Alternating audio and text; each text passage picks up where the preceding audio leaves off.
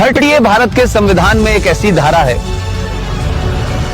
यह धारा यह कहती है कि हिंदू अपने धर्म की शिक्षा नहीं दे सकता, अपने कॉलेज में नहीं दे सकता, प्राइवेट कॉलेज में नहीं दे सकता, इसके लिए कॉलेज नहीं बना सकता, और जो सरकार के जो कॉलेजेस हैं उसमें नहीं दी जा सकती। लेकिन एक धारा है 30, वो 30 धारा मुसलमानों को इस बात की इजाजत देती है कि वो अपनी मजहब की शिक्षा के लिए कॉलेज खोल सकते हैं, वो मदरसे चला सकते हैं, क्रिश्चियन अपने मदरसे चला सकते हैं, स्कूल इंस्टीट्यूशन चला सकते हैं, जहां वो अपने मजहब की शिक्षा दे सकते हैं। मेरा सवाल यह है, क्या संविधान के निर्माताओं को इस बात का बोध नहीं था कि सिम्मी जी, अगर आप अपने धर्म की शिक्षा आपको नहीं मिलेगी तो आप में संस्कार कहां से आएंगे, आप में फेथ कहां से आएगा, आप वेद क्या हैं, पुराण क्या है, कैसे जानेंगे अगर आपसे कहा जाए आपको यह नहीं पढ़ना है।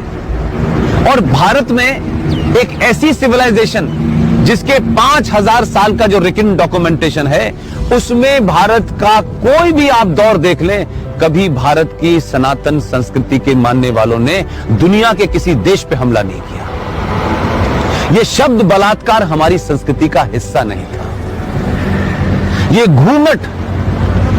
घूंघट इसलिए नहीं था कि हमारे यहां था, हमको गलत नैरेटिव दिया क्या।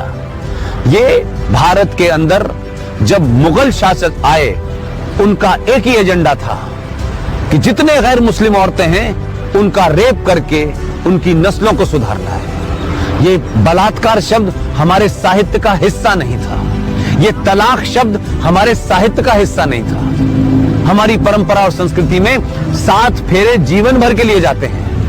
इस्लाम में शादी is a contract between 2 people, it's a business.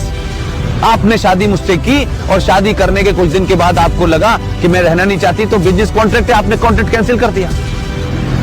तो आर्टिकल 30A भारत के संविधान से हटना चाहिए। इस देश के 90 से 95 करोड़ हिंदुओं को उनका शास्त्र क्या कहता है, उनका वेद क्या कहता है, इसकी शिक्षा की इजाजत देनी चाहिए। और मंदिरों के ऊपर जो हिंदू पैसा चढ़ाते हैं, यह भी एक लॉ है जो नहीं पता देश को। भारत के जितने भी मंदिर हैं उस पे जो पैसा चढ़ता है वो सरकार के खजाने में चला जाता है। और भारत के मजारों के ऊपर जो पैसा चढ़ता है, जो गुरुद्वारों में पैसा चढ़ता है, वो सारा का सारा पैसा उस धर्म के मानने वालों के पास चला जाता है। सिर्फ भारत के हिंदुओं का पैसा जो आप अयप्पा पे चढ़ाती हैं, जो महाकाल पे चढ़ाती हैं, जो वैष्णो देवी पे चढ़ाती हैं, वो पैसा सरकार ले लेती है। तो अगर भारत के मंदिरों पे चढ़ने वाले पैसे से भारत के लोग, हिंदू लोग, सनातनी लोग अपने विश्वविद्यालय खोलना चाहें कि हम सनातन की संस्कृति के बारे में बताएंगे, पुराणों को पढ़ाएंगे, तो उसकी भी छूट नहीं है। ये संविधान में 2 धाराएं एंटी हिंदू हैं, इनको समाप्त होना चाहिए। और मैंने कल भी घोषणा की है कि अगले 2 साल में इसके खिलाफ भी मैं